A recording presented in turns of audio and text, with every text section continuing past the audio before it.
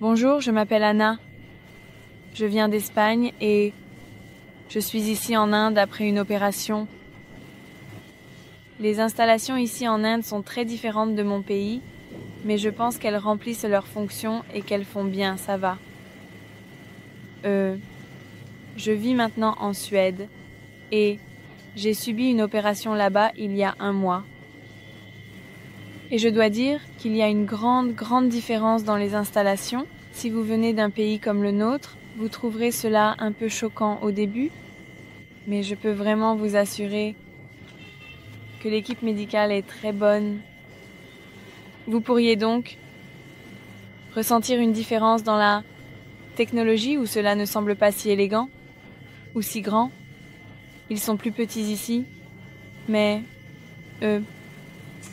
j'ai l'impression que même si l'équipement semble un peu vieux, il fonctionne. Donc, c'est mon impression des installations. Elles sont très différentes. Nous sommes très modernes avec tout ce qui est électrique, les dernières nouveautés pour tout.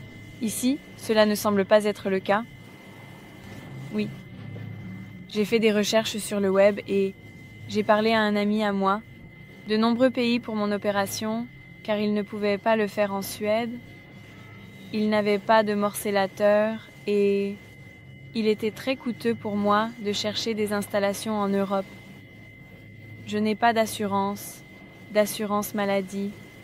Donc, je cherchais partout une bonne opportunité. J'avais de très bonnes chances en Angleterre de faire l'opération en Angleterre. Et puis, j'ai découvert par l'intermédiaire de mon ami que le chirurgien était indien et j'ai eu une idée. D'accord, nous avons un hôpital britannique avec une chirurgie indienne. Pourquoi ne pas me renseigner en Inde? J'ai fait une recherche sur le web et j'ai trouvé cette belle dame africaine, disant quelque chose à propos de... J'ai lu ce précédent et elle semblait très heureuse. Alors je me suis dit, si elle est heureuse, pourquoi pas moi? Eh bien, j'avais un fibrome dans mon utérus assez gros. Je pensais que c'était comme 8 centimètres. Mais il s'est avéré que c'était 10, devenant si gros qu'il poussait l'ovaire. Et nous croyons que l'ovaire a subi une nécrose. C'est pourquoi j'ai eu la première opération pour retourner l'ovaire d'abord. Mais ils n'ont pas pu retirer le fibrome sans perdre l'ensemble. Et je voulais toujours la possibilité d'avoir des enfants. Donc, j'ai fait des recherches. J'étais très heureuse de l'équipe. Je suis très heureux de l'expertise de l'équipe médicale. Je crois que ce sont des personnes très compétentes et qu'elles savent ce qu'elles font et que vous êtes entre de très bonnes mains. C'est ce que j'ai ressenti, que j'étais entre de très bonnes mains. Après avoir parlé au médecin, j'étais avec un expert mondial dans ce domaine et je me sentais chanceuse d'avoir vraiment trouvé la personne parfaite pour mon opération. Mon opération a été un succès et très rapide aussi. J'ai été surpris de la rapidité avec laquelle cela s'est fait. Donc, il a fallu seulement 3 heures pour que ce soit propre. De plus, elle a fait 4 choses supplémentaires comme nettoyer et d'autres trucs. Ce sont 4 choses supplémentaires que je ne m'attendais pas à avoir. Donc, je crois que ma santé dans ce domaine va s'améliorer. Je recommande vivement, si vous cherchez une option, une autre.